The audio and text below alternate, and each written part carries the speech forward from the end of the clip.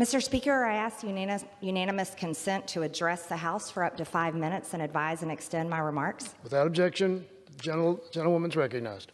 Mr. Speaker, I rise in opposition to the commission to study the events of January 6th, as well as spending $2 billion in security supplemental. The question that comes to mind is this: what about all the riots that happened during the summer of 2020 after the death of George Floyd? What about all the damage caused to federal buildings, churches, people's businesses, and innocent people that were killed, like David Dorn? This past summer, Minneapolis city officials estimate 700 buildings were damaged, burned, or destroyed, including 360 local businesses. Riots caused an estimated $55 million in damages in Minneapolis alone. BLM and Antifa established an autonomous zone in Seattle and attempted to burn government buildings in Portland. Is that not an insurrection? On one Friday night alone in New York City, BLM protesters caused over $100,000 in damages and 150 people were arrested.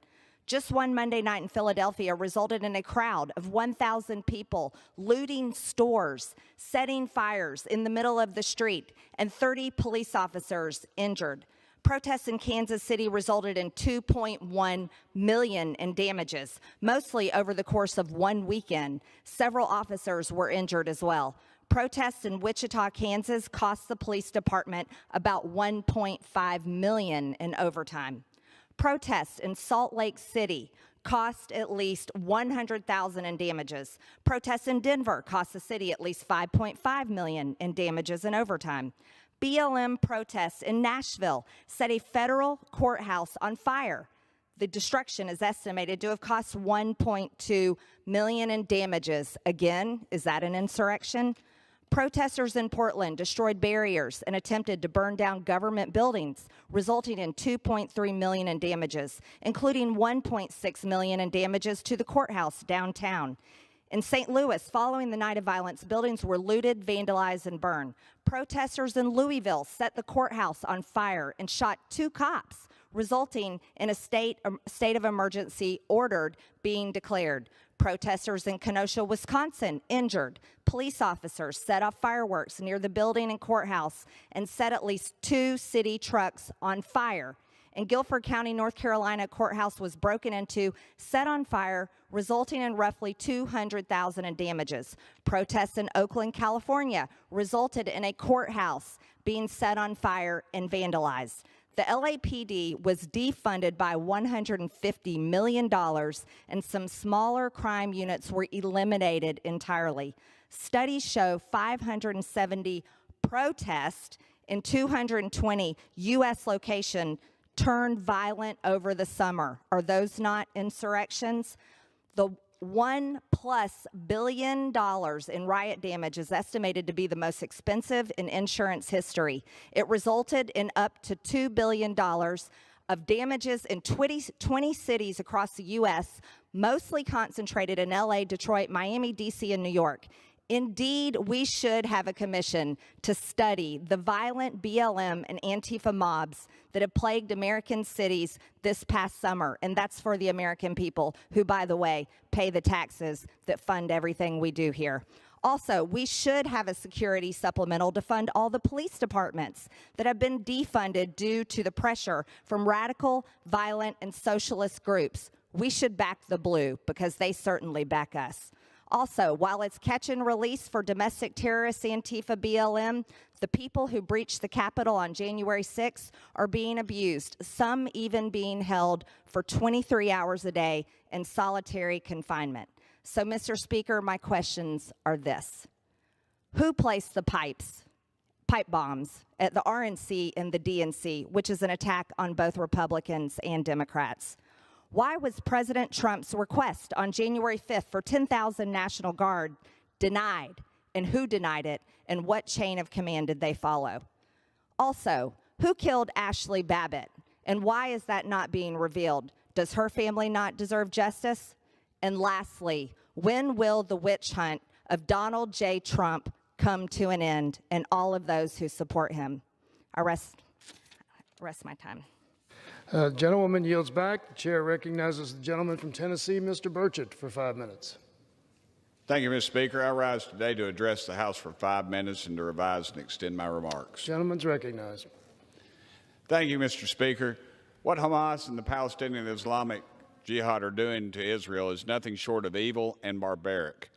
Even worse, some of my colleagues across the aisle and in the national media are excusing this violence against our closest ally in the Middle East. It is a fact that Hamas and the PIJ if they were to lay down their weapons, there would be peace. But if the Israelis laid down theirs, they would be exterminated. There's no secret because these two terrorist groups explicitly say their goal is to wipe Israel off the face of the map, and their actions back up their words, Mr. Speaker. I think a history lesson in global current affairs update is in order for the members of Congress and media organizations taking the side of terrorists intent on exterminating Israel and the entire Jewish population. For starters, nobody should forget that in 1997, it was President Bill Clinton's State Department that placed Hamas and the PIJ on the United States list of foreign terrorist organizations. Both groups are still on the list today, and for good reason. Israel removed their forces from the Gaza Strip in 2005, but in 2007, Hamas violently forced out Fatah in its rival Palestinian faction and consolidated its control of the entire Gaza Strip. A terrorist organization controlling territory within mere miles of the Jewish communities leaves Israeli civilians vulnerable to violent attacks, Mr. Speaker. Israel's military blockade protects its rightful homeland from infiltration by radical jihadi terrorists. The blockade is important for preventing the transfer of weapons from the Iranian Revolutionary Guard, which gives support to Hamas and PIJ. God only knows the devastation recent missile attacks would have inflicted on the Iranians if they were able to smuggle guided missiles into the Gaza Strip. Despite the blockade, Hamas and PIJ still construct their terror tunnels and manufacture their rockets with dual-use materials like concrete, steel, chemicals, fuel, and explosives, and many other things. These materials, which the Israelis allow to pass through their blockade, are meant for infrastructure in Gaza, only to wind up confiscated by the terrorists for their horrific attacks, Mr. Speaker. And if anybody questions the existence of the tunnels for their use, I recommend they go on the next Kodel to Israel to see for themselves. I've been there and stood in them, and they are, in fact, 100% real. This is a dilemma for Israel. They want to improve civilian life in Gaza by letting these important materials pass through its blockade, but they also know their enemies will steal these materials and try to harm Israelis. The violence that began last week came as a result of protests regarding an ongoing Israeli court order to evict Palestinian families from the Sheikh Jarrah neighborhood of Jerusalem. Palestinian Authority President Mahmoud Abbas, who is serving his 16th year of what is supposed to be a 4-year term, Mr. Speaker, called for unrest in the streets. Not to be outdone, Hamas and the PIJ recognized a political opportunity to assume the mantle as prosecutors of all Palestinian people, as protectors, excuse me.